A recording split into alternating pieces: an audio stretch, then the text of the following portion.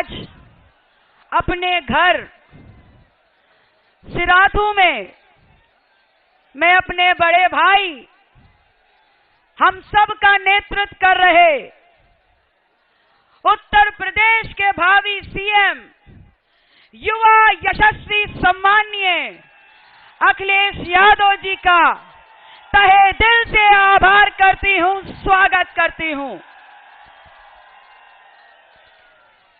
मैंने कसम खाई है, लगातार लड़ रही हूं, चल रही हूं सामाजिक न्याय की इस विचारधारा को लेकर, दलितों, शोषितों, पिछड़ों के लिए, उनके हक, अधिकार, सम्मान के लिए। मुझे पता है और पहले से पता था कि चलूंगी तो रास्ते में लोग रोड़े अटकाने जरूर आएंगे। और देख लीजिए, आपके सामने प्रमाण है, प्रत्यक्ष है इस बात का कि जिस दिन से हमारा नाम सिराथू विधानसभा में आया है, केशव जी के नामांकन में भारतीय जनता पार्टी के राष्ट्रीय अध्यक्ष आ रहे हैं।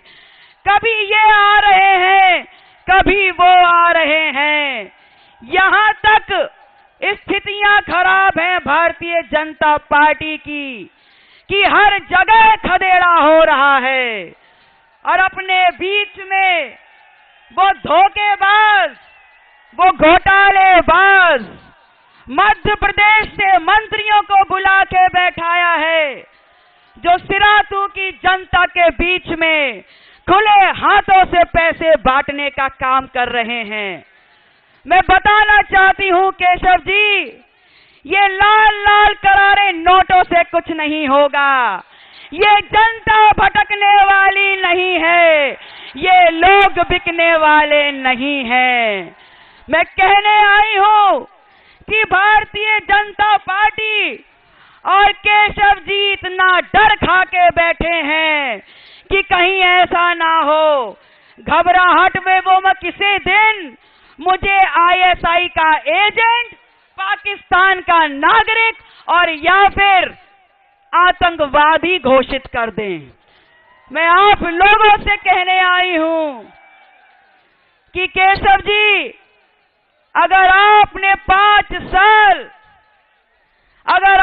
5 साल इन सड़कों के गड्ढों पर ध्यान दिया होता, अगर आपने 5 साल इस बात पे ध्यान दिया होता कि ये किसानों के खेत में लहलहाई फसल को छुट्टा सांड क्यों चर रहे हैं, अगर आपने ये ध्यान दिया होता कि नौजवान लखनऊ की धरती पर लाठियां क्यों खा रहे हैं, आपने किया क्या है?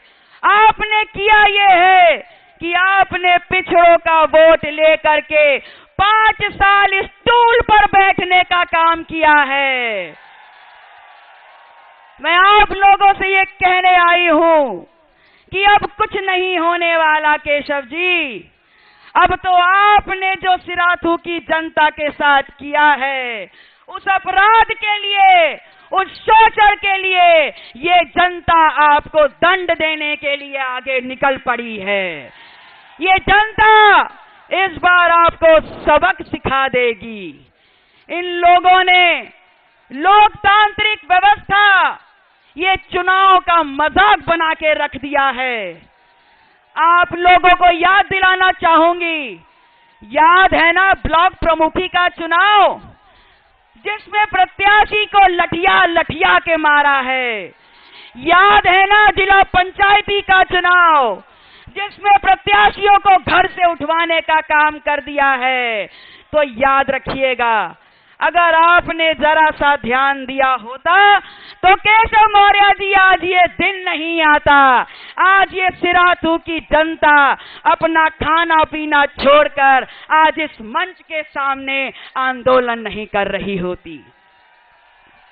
मैं कहने आई हूं आप लोगों से, इतना घबरा गए हैं कि बाहर से लोगों को बुला बुला के इस क्षेत्र में बैठाला है।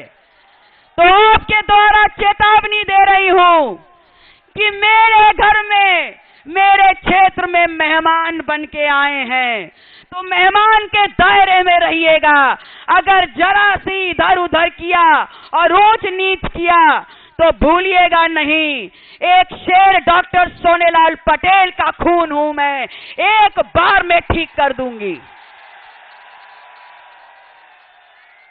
कहां थे आप केशव जी जब आपके भाई भतीजे साले यहां पर लोगों से वसूली कर रहे थे?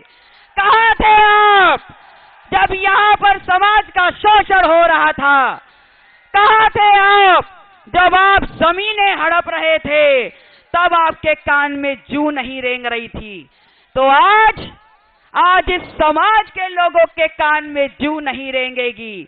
और मैं विश्वास दिलाती हूं कि वो पिछले 5 सालों में जो आपके भाई भतीजे और साले ने यहां पर आम जनता को परेशान किया है, व्यापारियों से वसूली की है, आम व्यापारियों को सड़क पे खींच खींच के मारा है, उन लोगों के साथ न्याय होगा।